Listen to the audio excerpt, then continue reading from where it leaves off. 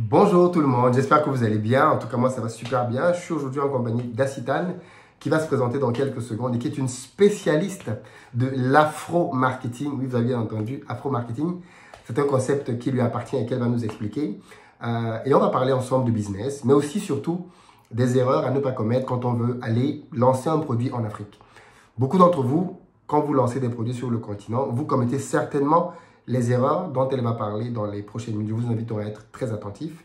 L'autre bonne nouvelle, c'est qu'Acitane sera avec nous à Back to Africa ce week-end pour parler avec vous davantage justement de techniques de vente, de marketing, pour vous permettre, j'espère, de pouvoir peaufiner au mieux vos projets. Donc, si vous n'avez pas encore pris vos places, c'est le moment vraiment de le faire. On est dans la dernière ligne droite.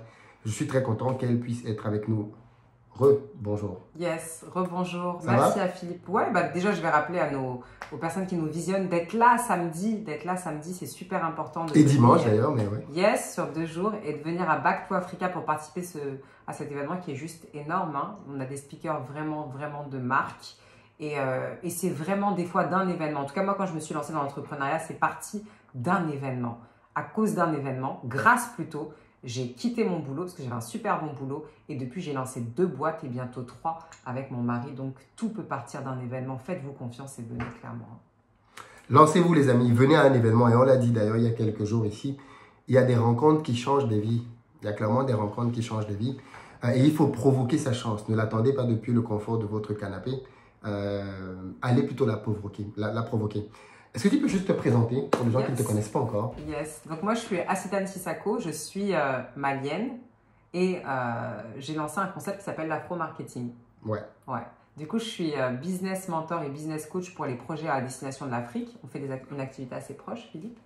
Et dans le cadre de ma discipline, je me suis rendu compte en fait qu'il y avait un besoin sur la communauté et que ce que j'avais appris à l'école n'était pas forcément adapté. Ok. Comment tu te rends compte de tout ça?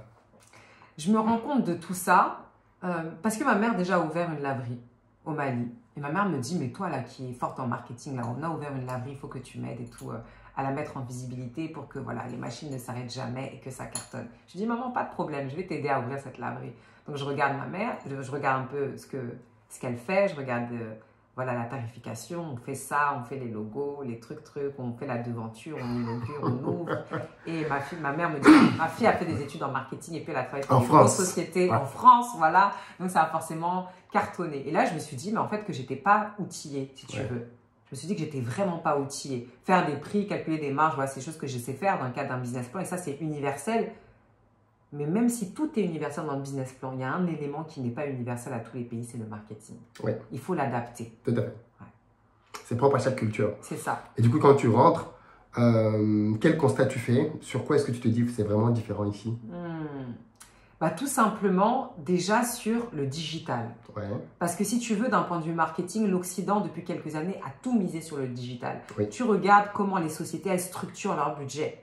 Aujourd'hui, elles envoient tout leur budget sur le digital. Ça peut monter jusqu'à 80%, voire 100% quand tout le marketing est digitalisé. Tu vois. Et arrivé en Afrique, tu te dis, mais qu'en fait, le digital, oui, ok, il y a les réseaux sociaux, mais ça s'arrête à la vitrine. Parce qu'il y a très peu de transactions qui sont finalisées en ligne. Oui. Tu vois. Le fait de payer et d'aller jusqu'à l'étape Orange Money en ligne, c'est pour très peu de sociétés que ça fonctionne. Et ça représente vraiment une partie infime du chiffre d'affaires. Donc, partant de ce principe-là, tu te dis, ok, il y a les réseaux sociaux, mais entre les réseaux sociaux et la vente, qu'est-ce que je peux?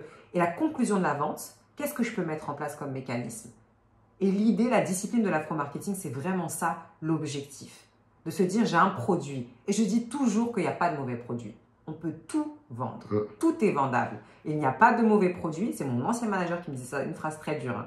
Il n'y a pas de mauvais produit. C'est vous qui êtes mauvais s'il ne se vend pas. C'est chaud. Ouais, mais c'est une réalité. C'est une réalité.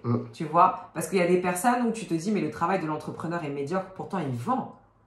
Parce que Philippe, on est vraiment à une ère aujourd'hui de l'image. Tout à fait. C'est l'image qui fait tout. Si l'image n'est pas bonne, le produit ne se vend pas. Ouais. Tu arrives donc en Afrique, tu te rends compte que les gens ont des techniques qu'ils appliquent, qui leur sont propres, mais qui finalement sont parfois enseignées. Tu sais ce qui m'a rendue folle moi-même? Non. C'est d'arriver en Afrique et de me dire qu'il y a des gens, genre ils n'ont rien, ok, et ils vendent, et ils entreprennent. Parce qu'il faut se dire la vérité, en Afrique, il y a plus d'entrepreneurs que de salariés. Hein. Bien sûr. D'accord. Et ça, c'est important de se le dire même, Philippe. Parce que nous qui rentrons et qui... Il y a une mode de l'entrepreneuriat, c'est une réalité. Et quand on est entrepreneur et qu'en plus on est afropreneur, on a l'impression qu'on a ce côté un peu VIP. Sauf qu'en Afrique, il n'y a rien d'extraordinaire à être entrepreneur. Tout à fait. C'est la norme en fait. Ouais.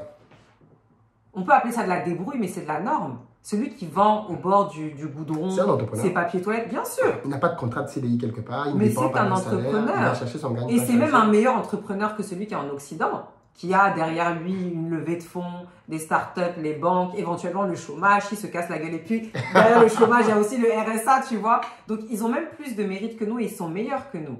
Et je me suis dit, mais attends, le gars a zéro budget marketing, il se réveille le matin, il a que lui et son sourire, comment il fait pour vendre? Et là, j'ai commencé à observer sur les carrefours, à Dakar, à Bamako. Je me suis dit, mais comment font ces gens-là? Et sur le marché même, dans le marché de Bamako, j'ai trouvé beaucoup de réponses à mes questions. Parce qu'arrivé dans le marché de Bamako, je m'aperçois déjà d'un truc très simple, c'est que avant d'acheter les trucs, les gens testent, ils goûtent, tu vois. On ne te croit pas sur parole, faut que je touche. Hein? Si tu me dis que ton drap là c'est du coton, faut que je touche, tu vois. Tu vas même voir des gens sur les marchés prendre un sac, un briquet et mettre le feu au sac pour te montrer que c'est du cuir, tu vois. Donc il y a vraiment cette culture-là de tester les choses, de les montrer, de les magnifier physiquement. Tu vois que nous, on n'a pas forcément ici.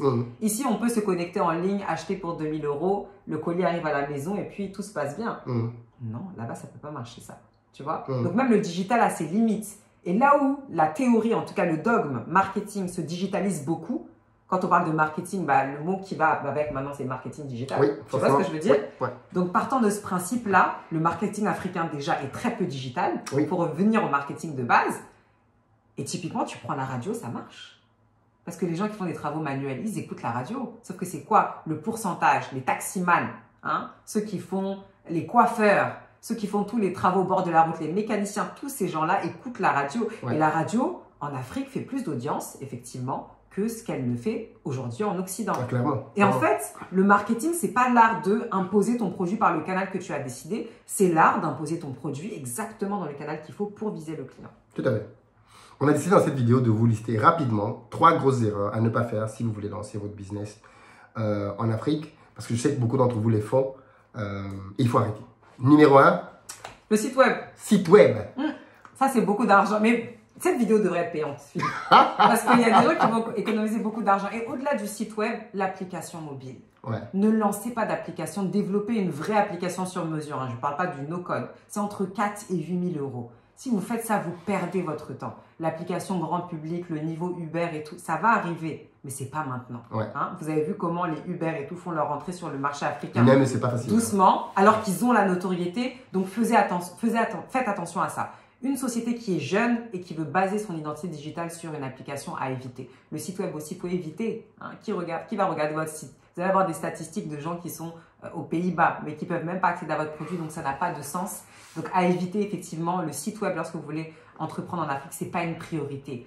Ça peut venir dans un second temps, quand l'entreprise a besoin d'une certaine crédibilité. Si vous avez, je ne sais pas, une filiale qui a X enseignes localement pour vous crédibiliser, pour vous donner du coffre, effectivement, il vous faut une fiche Google avec un site web.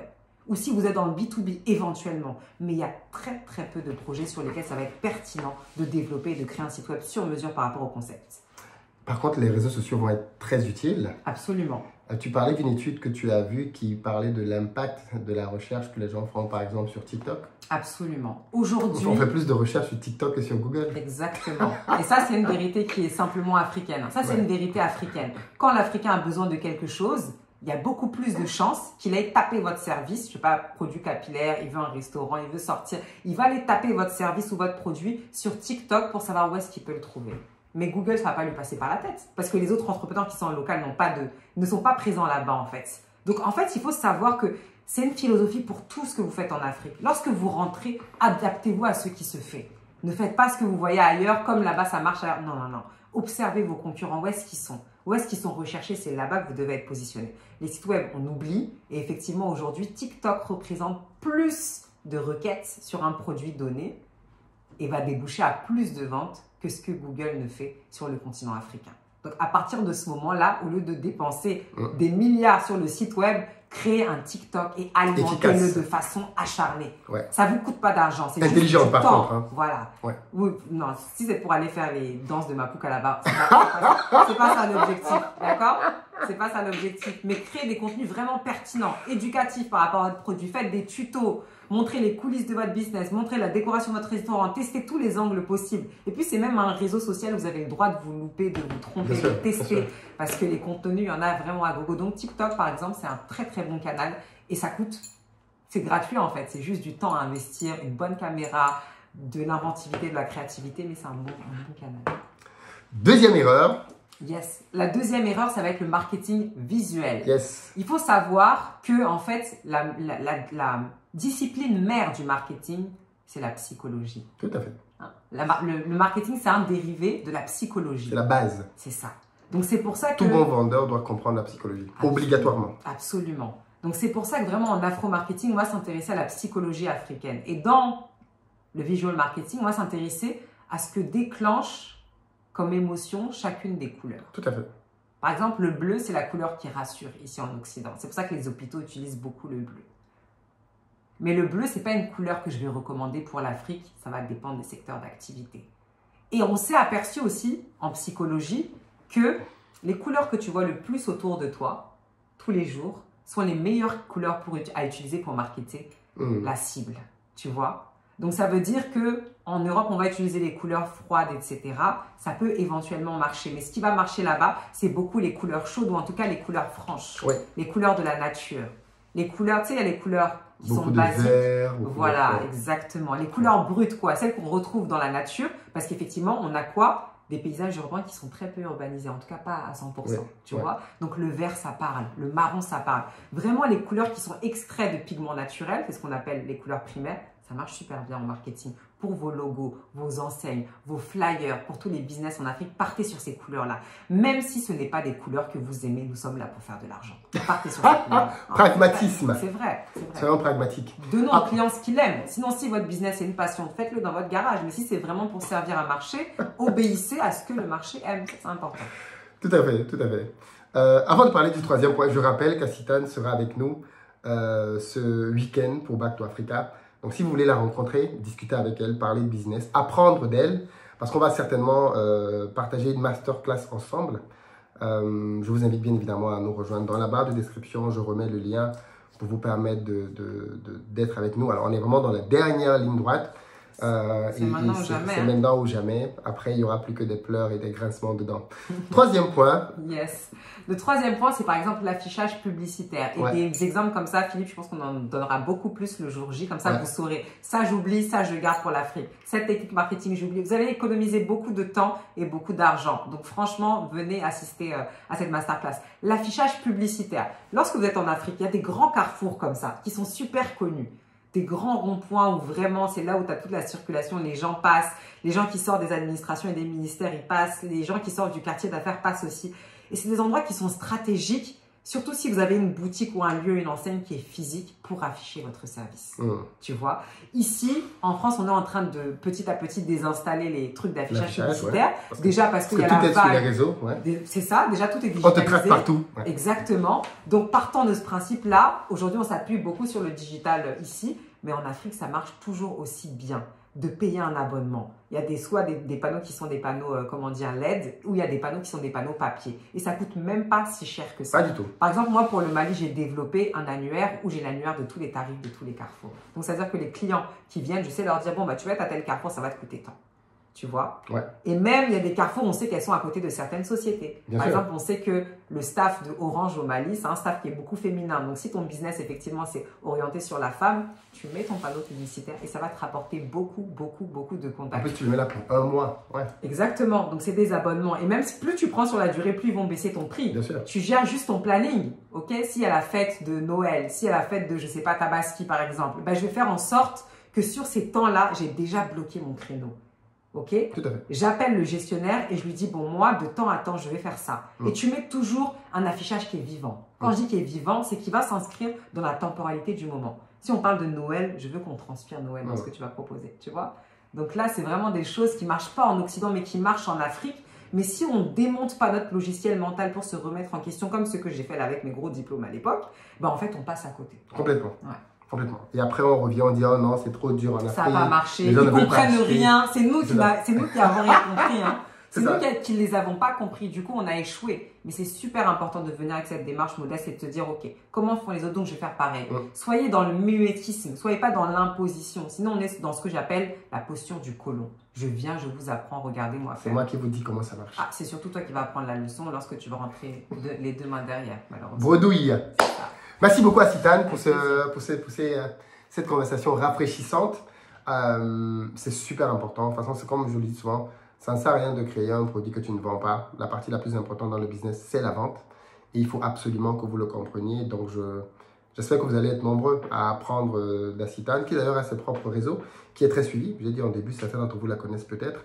C'est Acitane partout. Acitane Sissako, c'est ça. Donc, vous pouvez la retrouver pour continuer de la suivre dans ses nombreuses aventures. Et j'espère qu'on la reverra ici à d'autres occasions. Yes, mais en tout cas, nous, on veut vous voir ce week-end sur Back to Africa. Yo, rendez-vous ce week-end, Back to Africa, l'événement de l'année. Si tu le rates, tu es mort. t'as raté ta vie en fait.